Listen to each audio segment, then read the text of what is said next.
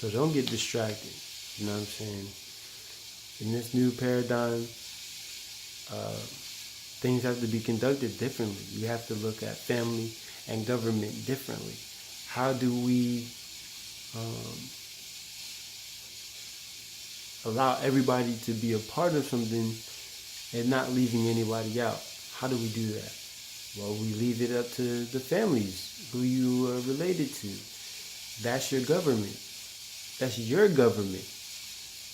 You have the head, you have the family, then you have the elder, then you have this next generation, and the children, and then you have the children's children, and then you have the children's children.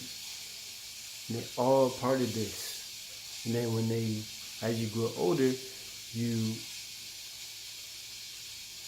will figure it out when the time comes. I don't have all the answers, but that seems like the proper way to have a government, where you're part of a state,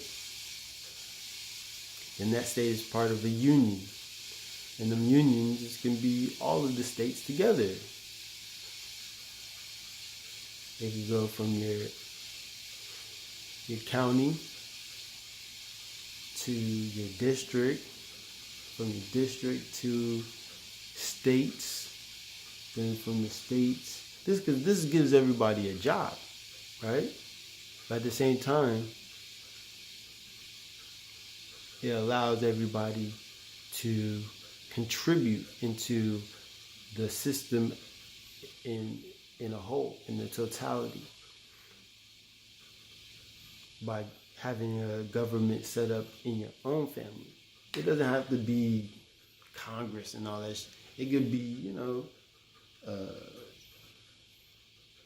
like those titles, grandpa and granddad and grandson and father and pops.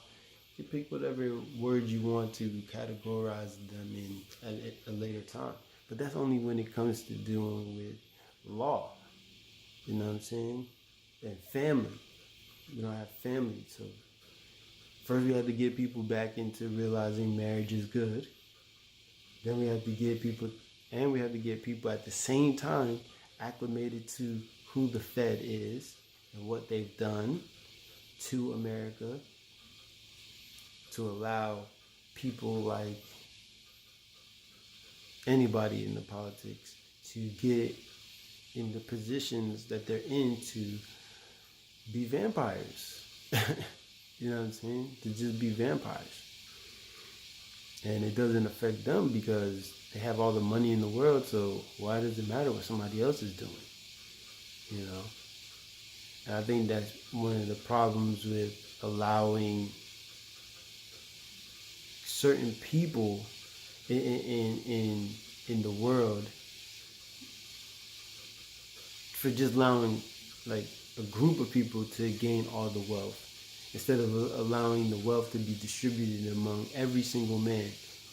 And the wealth isn't money. The wealth is the ability to exercise your right.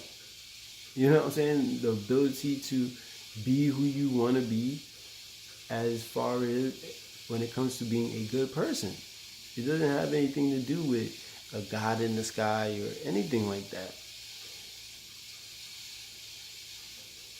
Yes, we all been duped, but you had to come to terms with it now. It's like, you know. What do? Do you turn a blind eye to it? Or do you help those that's been trying to help you from the jump?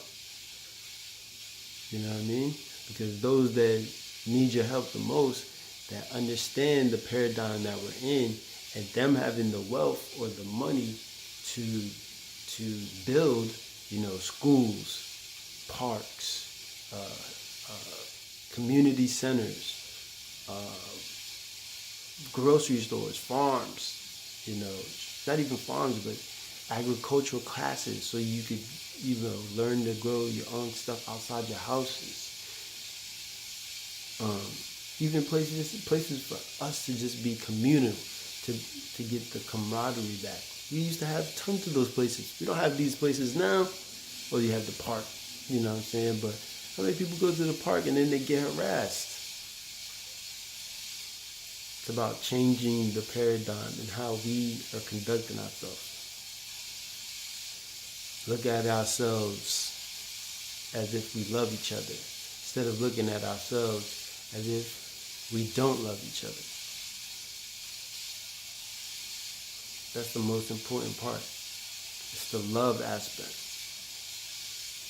It's unmanly to show love. It's crazy. But paradigm shift is you opening up your eyes to what is in front of you. If you don't open up your eyes to what is in front of you, you're not able to realize the transgression that you have been making throughout your life off of the programming that was given to us for the last 100 years. Till you understand that, you can't be free. That's the point. Until you understand what's plaguing you, you cannot be free. You can pretend to be free, and as long as your people are dying, you're dying. This is real shit.